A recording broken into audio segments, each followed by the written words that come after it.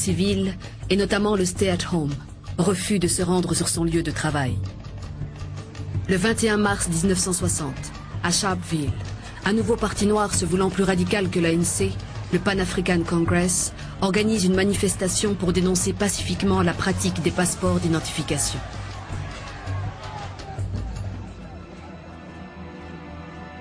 La répression tourne au massacre.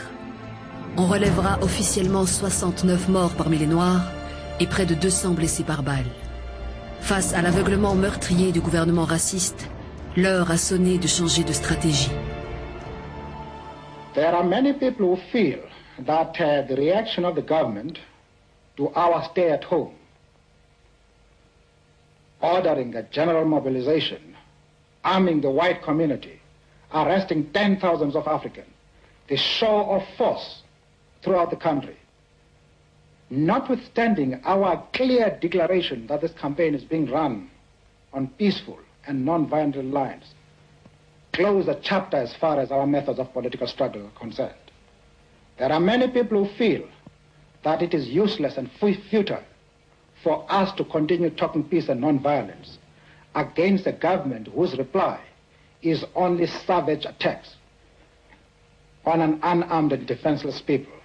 And I think the time has come for us to consider, in the light of our experiences in this stay at home, whether the methods which we have applied so far are adequate. Ce n'est pas un hasard si en 1960 le prix Nobel de la paix est attribué à Albert Luthuli. Bouleversé comme Mandela par le massacre de Sharpeville, Luthuli a publiquement brûlé son passe. Il a été banni dans sa région natale et il faudra 1 an aux autorités sud-africaines pour lui permettre d'aller à Stockholm recevoir sa récompense. Quelques années plus tard, il a été tué accidentellement, a-t-on dit, sur un passage à niveau. Mais à ce jour, on ignore ce qui s'est vraiment passé.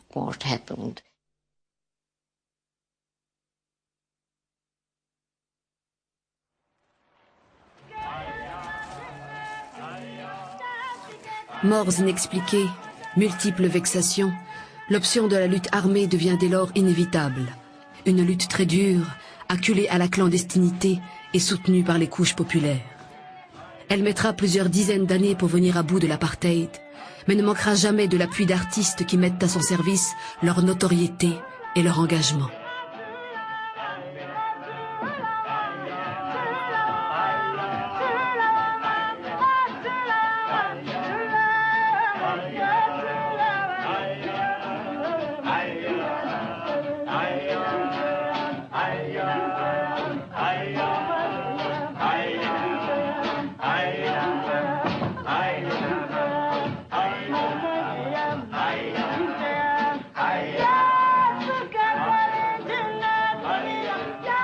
Avril 1963.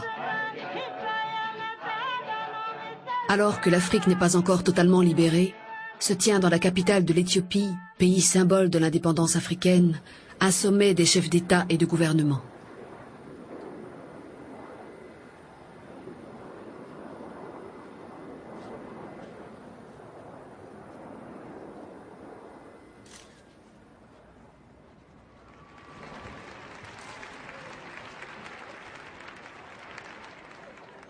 Ce sommet d'Addis Abeba va-t-il enfin concrétiser un projet panafricain qui vient de loin? Une première conférence panafricaine, organisée par des Noirs de la diaspora, s'était tenue à Londres, capitale de la plus grande puissance coloniale. C'était en 1900 déjà.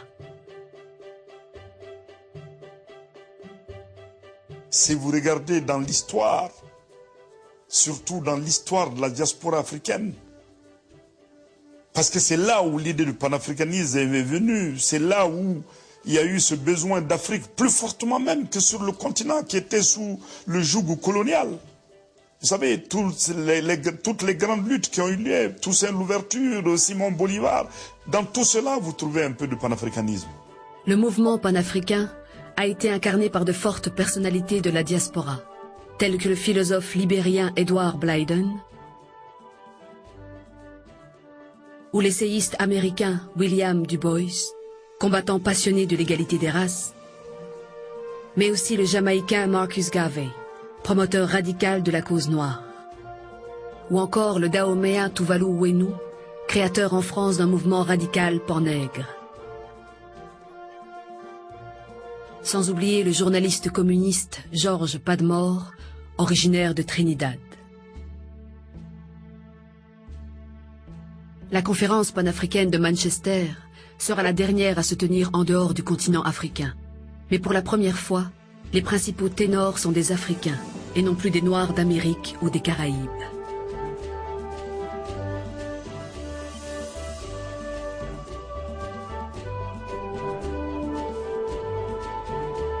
Ayant déjà participé à la conférence de Manchester, Nkrumah organise à Accra une autre conférence panafricaine, celle des peuples, où il convie tous les partis luttant pour l'indépendance. This decade is the decade of African independence. Forward then to independence. To independence now. Tomorrow, the United States of Africa. Our objective is African Union now. There is no time to waste. We must unite or we perish. I am confident that by our concerted effort and determination, we shall lay here the foundation for a continental union of African states.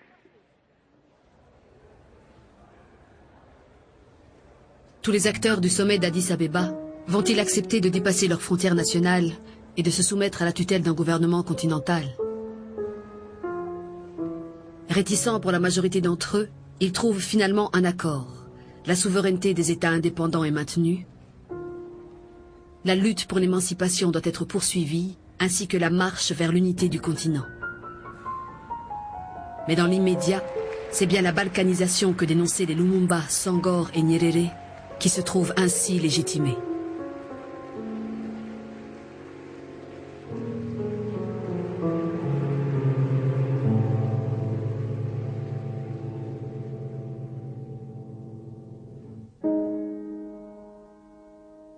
Le semi-échec d'Addis Abeba ne va pas pour autant décourager les apôtres du panafricanisme, tel l'Américain William Du Bois, qui en fut l'ardent défenseur jusqu'à la fin de sa vie. Sur cette terre d'Afrique, que ses ancêtres avaient été forcés de quitter en esclaves et qu'il avait élu comme dernière demeure dans le Ghana de Kwame Nkrumah.